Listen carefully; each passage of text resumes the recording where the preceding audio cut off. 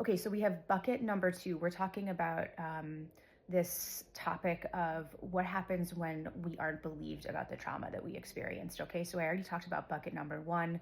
Bucket number 2 is going to be the relational trauma. Okay, so this is, as we heal, get into therapy, things like that, we begin to understand that what we have is this relational trauma, which is a result of our attachment figures' inability to be consistently attuned, consistently emotionally present, physically present, unconditionally loving and supportive, not asking us to caretake them or to provide for them emotionally and physically. Okay, so we begin to understand that we have this relational trauma.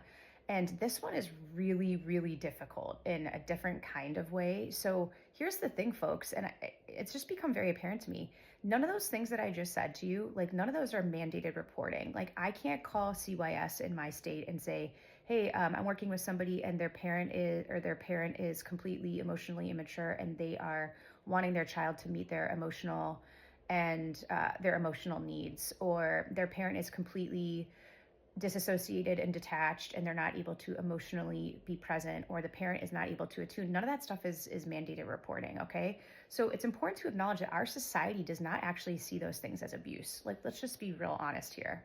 Our society does not see those things as abuse, and I would even argue that many don't see these things as neglect. Okay, so when we start to address this in our healing, and let's say we get to a point in our healing where we want to bring this up with our parents and address what happened, and they fight back against it, or they don't believe it, or they don't sign on to it, that's a very real thing for a lot of people, because guys, many people experience this. Like, this is incredibly common. A lot of our parents were not emotionally present. A lot of our parents were detached. A lot of our parents expected us to take care of their needs emotionally. A lot of our parents asked us to help raise our siblings. A lot of our parents shamed us for showing emotions. Okay, and so and this was modeled for them. All right, and this was modeled for our grandparents. This is a generational issue that we see widespread. And so, all I would say is proceed with caution. Really work with your therapist on this. Is it safe for me to try to approach my parents and discuss with them how I was impacted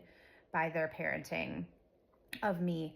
And because, what we want to make sure is that we aren't going to set ourselves up for the situation where we're kind of the attachment wound reopens by their response. Okay, there's a lot of different considerations, and we're talking about, do I approach my parent and